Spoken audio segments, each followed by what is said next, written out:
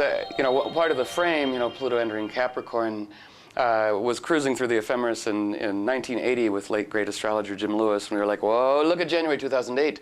That's, he said, the age of Capricorn, tongue-in-cheek. And so a friend of mine does a good two-line drawing, which is just a curve going, here's empire 2,000 years ago, what a bad idea, starts to run on oil, 1910, peaks in 1990, now going down fast. Pluto in Capricorn says, I will accelerate the rate of death and the rate of rebirth. And underneath it, here comes ingenuity, collaboration. So this is who wants the ring of power? Whether even kind of progressive left-wingers, if we knew, if we had the ring of power, This is who wants the ring of power. This is Old Testament critique. This is what serves empire. What's coming up is ingenious collaboration, true equality. And again, collaborate with nature, collaborate with animals, collaborate with everything. So it's more than perfect that we can't resolve the horrific sociopathic pickle that we've gotten into as humans by ourselves, but only by re-inviting that whose exile, caused this whole empire illusion, which is Venus in a sense, which is again collaborate with the ingenuity of everything.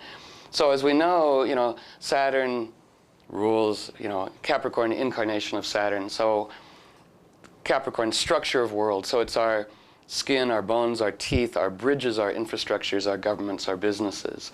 So Pluto says, I'm going to, destroy everything which is not, dedicated to greater good, we might say, in a way. But so then we look at the rendezvous of Saturn. Okay, we're going to tie us into the 60s. And what is voting in 2008? We're electing a story. And as a preface to that, to watch the sequence, it was at the end of 2007, as Mars stationed and retrograded on the U.S. sun, a planet retrograding, appearing to go backwards, is going on a vision quest. And so Mars says we must redefine heroism, and I'm talking to you, especially America, as that which protects life rather than that which takes it. So then we move into December of 2007. Jupiter leads the way, storytelling into Capricorn, followed by the Sun on the winter solstice, followed by Venus at the end of January, next day Pluto. So what that lets us know, how the gods, or the divine are trying to help us out, poor humans, is it says, says the vitalized art form of storytelling will determine what lives and what dies. And I think a true hyperbole for all of us now is that never before has the power of human storytelling been so important to the fate of all life on this planet. So again, the gods are trying to help us out. Jupiter, story, Capricorn, structure. The story attracts the molecules of its manifestation. And so one of the important transitions for all of us is we'd say empire, doom, doom, da doom, left hemisphere dominance, over the vast energetic sense of kinship, all those things. But we say, up until now, astrology, spiritual wisdom, beauty of Tibetan Buddhism, whatever, have been kind of riding on the periphery of empire, going, there's wisdom on top of this dominance, but not really informing the structure of the world.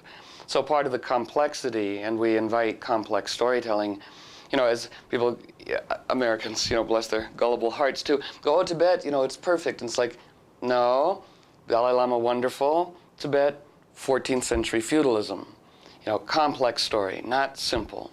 The beautiful teachings did not inform the structure of the world.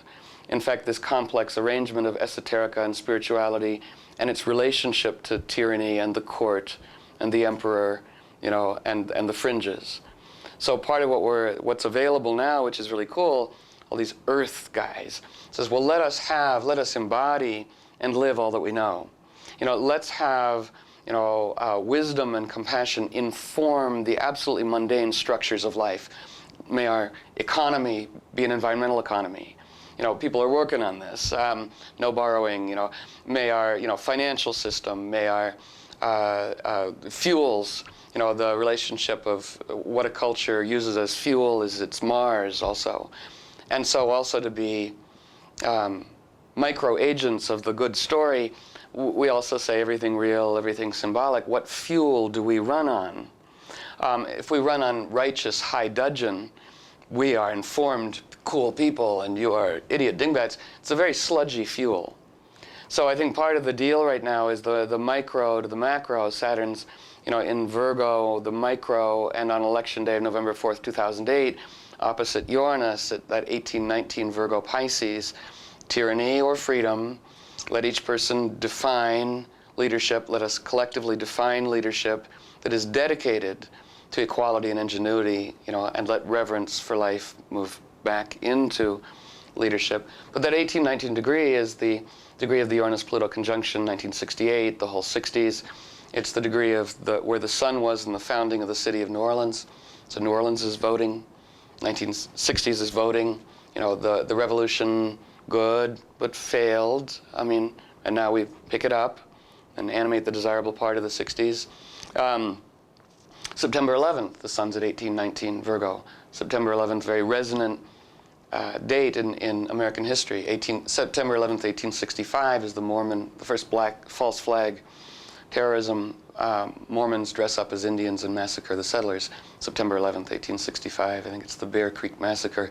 September 11th, I think it's the late 60s, is the U.S.-backed coup in Chile. September 11th, 1941 is the beginning of the founding of the Pentagon. So Uranus opposite Pluto is like all that, going reveal.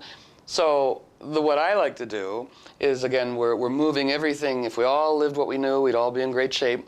So we're moving in pragmatic mysticism. And so that model is we're allowed to set in motion anything of which we would be the happy recipients.